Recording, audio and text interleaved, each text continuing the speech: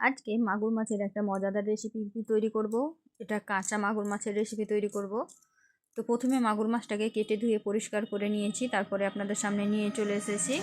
আর এই রেসিপিটা নিশ্চয়ই আপনাদের খুবই ভালো লাগবে, যদি দেখেন তাহলেই বুঝতে পারবেন যে কতটা সুস্বাদু হয়। আসসালামু আলাইকুম, কেমন আছেন সবাই? আশা করি সবাই ভালো আছেন, সুস্থ আছেন। আলহামদুলিল্লাহ আমরাও খুব ভালো আছি, সুস্থ আছি। প্রথমে মাগুর মাছটাকে ধুয়ে পরিষ্কার করে নিয়েছি। এখন একটা মশলা তৈরি করব। এখানে দারচিনি, এলাচ, লং আর দিয়েছি সাদা জিরা আর জিরা। এখন এখানে দিয়ে দিব বেশ কিছুটা পরিমাণে ধনা। এই সব কিছু দিয়ে মাছের জন্য একটা মশলা তৈরি করব। তো প্রথমেই শুকনো খোলায় এগুলোকে টেলে নেব।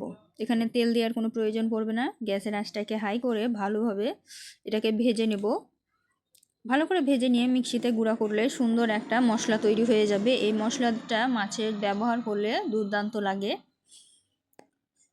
তো এই যে দেখতে পাচ্ছেন আমি কিন্তু ভেজে নিচ্ছি, ভেজে এটাকে ঢেলে নিলাম। মশলাটা ঠান্ডা হয়ে গেলে মশলা তৈরি করে নেব, গুঁড়ো করে নেব। আর ওই কড়াইয়েই কিন্তু তেল দিয়ে দিচ্ছি, বেশি করে তেলটা দেবো, যেহেতু কাঁচা মাছ রান্না করব। মশলাটাকে ভালোভাবে কষাতে হবে, তা না হলে কিন্তু খেতে ভালো লাগবে না। তাই অবশ্যই মশলাটাকে সুন্দরভাবে কষিয়েই রান্না করে খাবেন। তো এই যে দেখতে পাচ্ছেন অনেকটা পরিমাণে তেল দিয়েছি। তেলের মধ্যে এখন মশলা দিয়ে দিচ্ছি। এই মশলার মধ্যে আছে আদা, রসুন, পেঁয়াজ আর জিরা, সব কিছু একসাথে পেস্ট করে রেখেছি। এখন সর্ষের তেল দিয়ে ভালোভাবে এটাকে ভেজে নেব।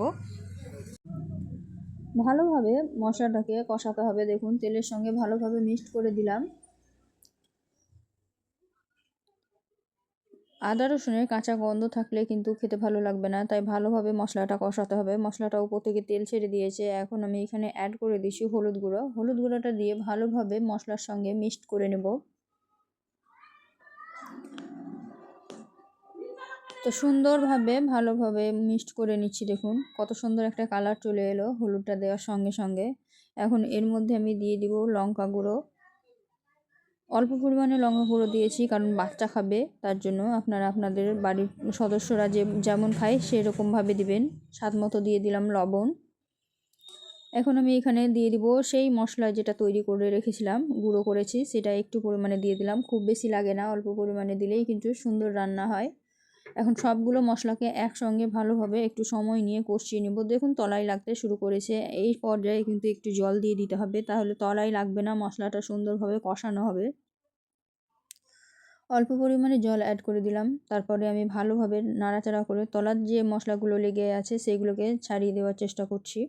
তো এইভাবে কড়াই ছেঁচকি দিয়ে ভালোভাবে নাড়াচাড়া করে মশলাটা কষিয়ে নেবেন। দেখুন মশলাটা কষা হতে হতেই কিন্তু ওপরে তেল ছাড়তে শুরু করে দিয়েছে, আর কত সুন্দর একটা কালার চলে এসেছে। সুন্দর মতো আমার মশলাটা কষা হচ্ছে। এইভাবেই মশলাটা যদি কষিয়ে নেন তাহলে কিন্তু এখানে বাজে কোনো স্মেল থাকবে না, আর রান্নাটাও কিন্তু দুর্দান্ত হয়। মাগুর মাছ, পাঙাশ মাছ যদি কাঁচা রান্না করেন তাহলে এই প্রসেসেই রান্না করবেন। আর মাছটাকে অবশ্যই হলুদ লবণ দিয়ে 1 ঘন্টা মাখিয়ে রেখে দেবেন, তারপরে ধুয়ে ফেলবেন, তাহলে বেশি ভালো হয় রান্নাটা। মশলাটা কষা হয়ে গেছে, ওপর থেকে তেল ছেড়ে দিয়েছে। এখন আমি একে একে মাছগুলো অ্যাড করে দিচ্ছি। মাছগুলো অ্যাড করে কিন্তু অনেকটা সময় নিয়ে কষাতে হবে। ভালোভাবে না কষালে কিন্তু একটা আঁচটে ভাব থেকে যায়। তো অল্প মশলা দিয়েও কিন্তু এইভাবে রান্না করলে খুব সুন্দর হয়। দেখুন কত সুন্দরভাবে আমি মাখিয়ে নিচ্ছি মাছের সঙ্গে, একদম গায়ে গায়ে লেগে যাবে। যখন তেল ছেড়ে আসবে তখনই জানবেন যে আপনার মাছটা ভালোভাবে কষানো হয়ে গেছে। তো বেশ কিছু সময় নিয়ে আমি মাছটাকে কষিয়ে নিয়েছি। মশলা থেকে তেল ছেড়ে দিয়েছে। এখন আমি এখানে জল অ্যাড করে দেব। তো দেখুন জলটা অ্যাড করে দিলাম। জলটা অ্যাড করে দিয়ে ভালোভাবে তলা থেকে মশলাটা ছাড়িয়ে দিতে হবে। আশেপাশে মশলাগুলো থাকলে সেগুলোকেও একটু ছাড়িয়ে দিতে হবে। এভাবে নাড়াচাড়া করে মাছটাকে এখন আমি ঢাকা দিয়ে সিদ্ধ হতে দেবো। যেহেতু কাঁচা মাছ একটু ভালোভাবে ফুটিয়ে নেবেন। তো এটা আমি হালকা আঁচে প্রথমে রেখে দেব। যখন সিদ্ধ হয়ে যাবে তখন আঁচটাকে বাড়িয়ে, জল বেশি থাকলে একটু কমিয়ে নেওয়া যাবে, কিন্তু হালকা আঁচে অল্প জল দিয়েই সিদ্ধ করে নেব। তো ওপরে যে চর্বিগুলো ছিল সেগুলো দিয়ে দিলাম, দিয়ে ঢাকা দিয়ে দিয়েছিলাম। ঢাকা দিয়ে যে দেখুন কত সুন্দরভাবে ফুটছে।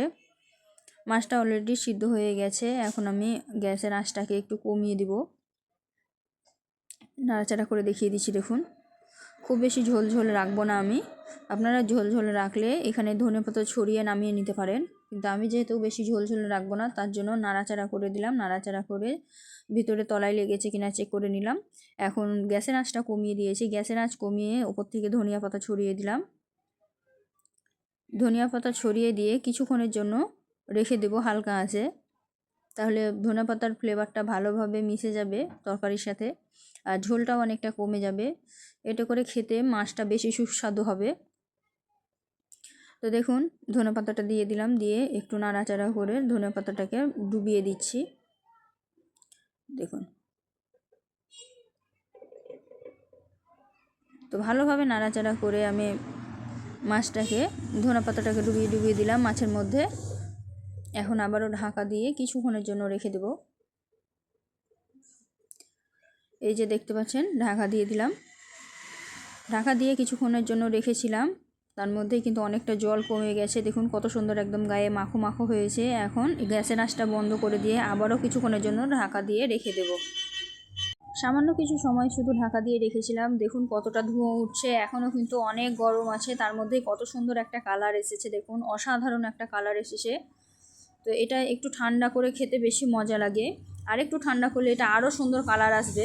তা আমার হাতে সময় কম ছিল, তার জন্য কিন্তু আমি পরিবেশন করে দিয়েছি। আপনারা একটু ঠান্ডা করে তারপরে খাবেন, দেখবেন বেশি সুস্বাদু লাগে। এই মাছ কিন্তু হালকা কুসুম গরম খেতে বেশি ভালো লাগে, খুব বেশি গরম খেলে কিন্তু একটু আঁশটে ভাব লাগে।